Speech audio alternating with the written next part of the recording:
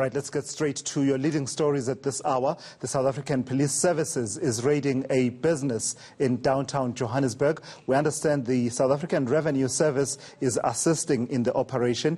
eNCA's Masego Rahlaga is tracking that particular story and joins us now for an update. Masego, what do we know about this particular raid? Well, Tilasizo, I'm going to take you through a small tour of what we found here with the South African Police Service as well as the SARS Customs Department.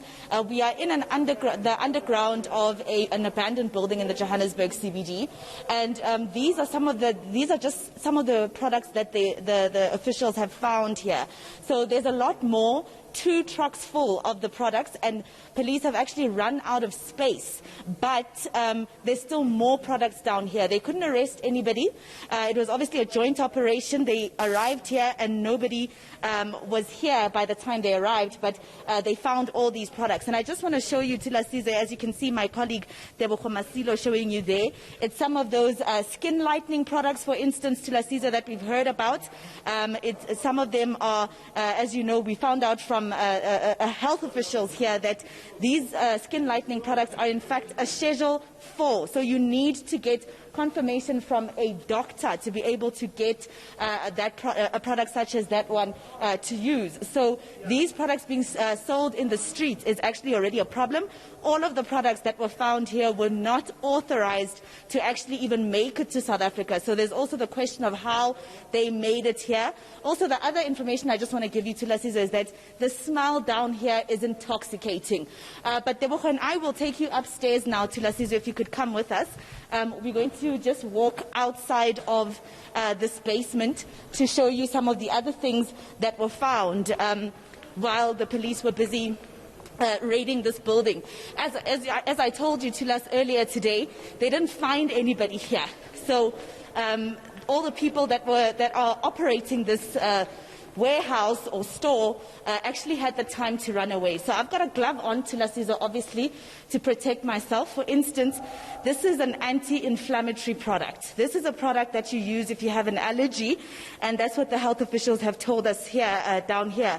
But again, it's not authorized to be in South Africa.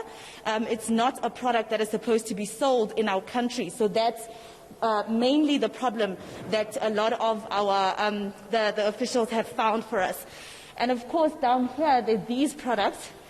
I was telling you about these skin lightening products. You find this everywhere, Tilasizo, in the streets of Johannesburg, in the streets of Pretoria, any CBD you go to. You do find this BioClear. It's a skin lightening cream, and like I said to you, they're not supposed to sell it in our country. And even if you do get to use a skin lightening cream, Tilasizo, it's definitely not supposed to be sold in the street, because you're supposed to get a prescription from the doctor to be able to use a skin lightening product. It's a Schedule 4, so you could get sick. You can't just buy any skin lightening product from anywhere. So, of course, Tilasizo, you'll let me know how much time we have left. We're trying to run up from the basement for you to show you some of the other stuff that the officials have found. They've had to bring in another van to be able to load more. There's much more inside, like I showed you. So they are actually just worried about the number of vehicles that they are going to need to be able to take away these products from the streets and from people using them. Now, as you can see behind my colleague Tebogo, these are the 2 massive trucks that are basically filled up. One of the trucks is already filled up to the brim. The other one is the one that you're looking at right now, Tilasizo. All these products filled up in their health products that South Africans are buying on the street and are not supposed to actually have with them, and are not supposed to actually be buying in the street. Now, I'll quickly speak to a man from excuse me, Tilasizo, you know the running around also has been very difficult for Tebogo and I. But we'll speak to We'll speak to Mr. Wandile Wanda.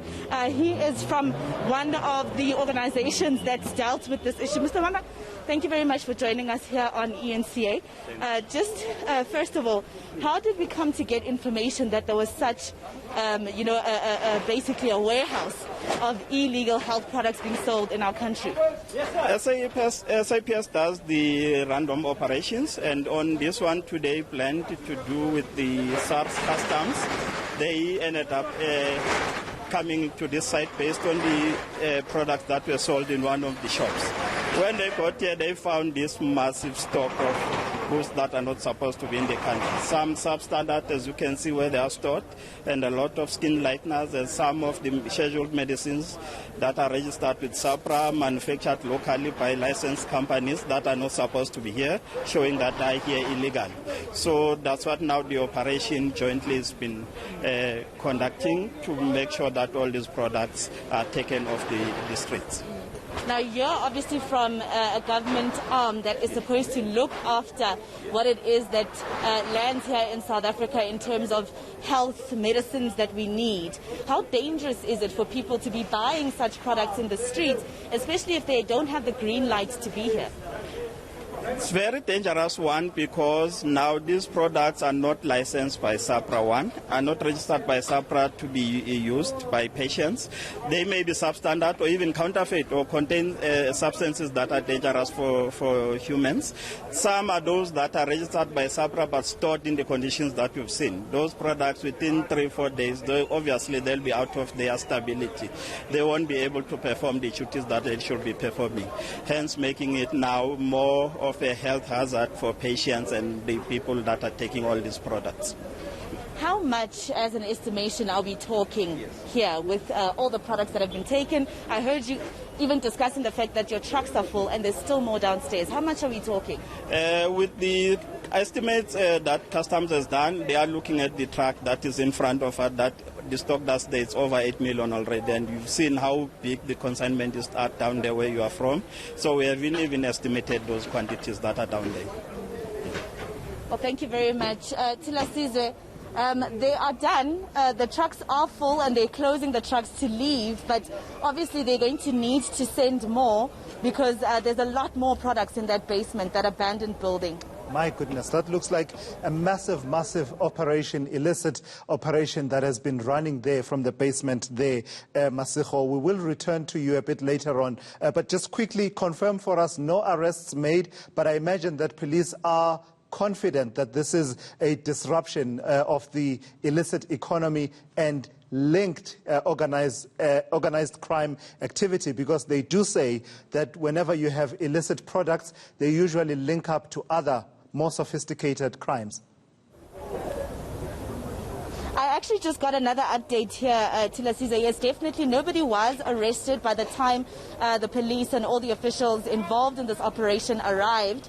However, they are still busy, and they said to me they are confident that an arrest will definitely be made.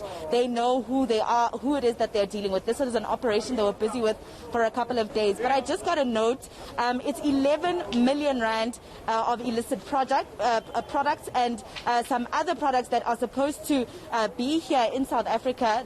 As you heard Mr. Wanda saying, there's some products that are not actually supposed to be sold or even be on our soils in South Africa. That's 11 million rand, and 8.6 million rand of the products that are supposed to be in South Africa but were basically stolen and not supposed to be in this building. So that's how much we're dealing with, almost 20 million rand of illicit products here in this abandoned building in Johannesburg. My goodness. All right, thank you for that good work out there, Masego Rahlaga and Tebogo Masilo out in the Johannesburg CBD in that massive operation by the SAPS as well as customs units from the South African Revenue Services. In essence, the issue is about disrupting syndicates because the theory is one aspect of organized crime actually feeds the entire ecosystem of organized crime. So let's see what comes out of that, concerning, of course, that by the time they arrived there, they were not able to make any arrests. One can't help but wonder what happened. How did these people know that there was going to be this operation and for them to actually split, as they say, on the streets? All right.